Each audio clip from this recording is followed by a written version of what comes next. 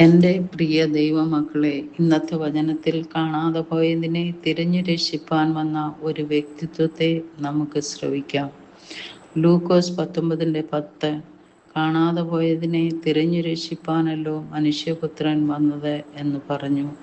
ഈ വാക്യം ജെറിക്കോയിലെ നികുതി ശേഖരണക്കാരനായ സക്കായിയുമായി യേശുവിൻ്റെ ഏറ്റുമുട്ടലിൻ്റെ വിവരണമാണ്. ഉയരം കുറവായതിനാൽ യേശുവിനെ കാണാനായി സക്കായി ഒരു കാട്ടത്തിമരത്തിൽ കയറിയിരിക്കുന്നു. വളരെ ആകാംക്ഷഭരിതനായിട്ടാണ് അവൻ ക്രിസ്തുവിനെ അന്വേഷിക്കുന്നത്. കർത്താവ് അടുത്തു വന്നപ്പോൾ മേലോട്ട് നോക്കി സക്കായിയെ കണ്ടു. വേഗത്തിൽ ഇറങ്ങി വരുവാൻ പറഞ്ഞ കർത്താവ് ഈ ചുങ്കക്കാരൻ്റെ വീട്ടിൽ സ്വമനസാലെ പാർക്കുവാൻ തീരുമാനിച്ചു. തിരുവെഴുത്തിൽ യേശു സ്വമനസാലെ ഒരു വീട്ടിൽ താമസിച്ച ചരിത്രം ഈ ഭാഗത്തു മാത്രമാണ് കാണുന്നത്. ഇത് ജനങ്ങളുടെ ഇടയിൽ അപകീർത്തിക്ക് കാരണമാകുന്നു. എന്തെന്നാൽ സക്കായിയെ ഒരു പാപിയായും സഹയഹൂദന്മാരെ രാജദ്രോഹിയായും വീക്ഷിച്ചിരുന്ന സമയമായിരുന്നു. ആത്മീയമായി നഷ്ടപ്പെട്ടവരും പാർശ്വവൽക്കരിക്കപ്പെട്ടവരും ആയവരിലേക്ക് എത്തിച്ചേരാനുള്ള യേശുവിൻ്റെ ഭൂമിയിലെ ദൗത്യം ഈ വാക്യം ഉൾക്കൊള്ളുന്നു. മനുഷ്യപുത്രൻ എന്ന പദം അവൻ്റെ മനുഷ്യത്വത്തെയും ജനങ്ങളുമായുള്ള ബന്ധത്തെയും ഊന്നി പറയുന്നു.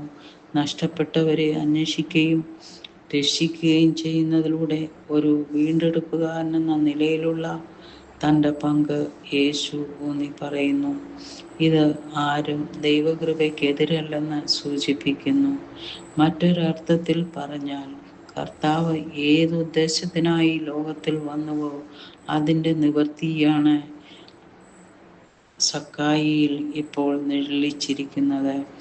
നഷ്ടപ്പെട്ടതിനെ അന്വേഷിക്കുന്നത് ദൈവത്തിൻ്റെ സജീവമായ സ്നേഹത്തെ എടുത്തു കാണിക്കുന്നു.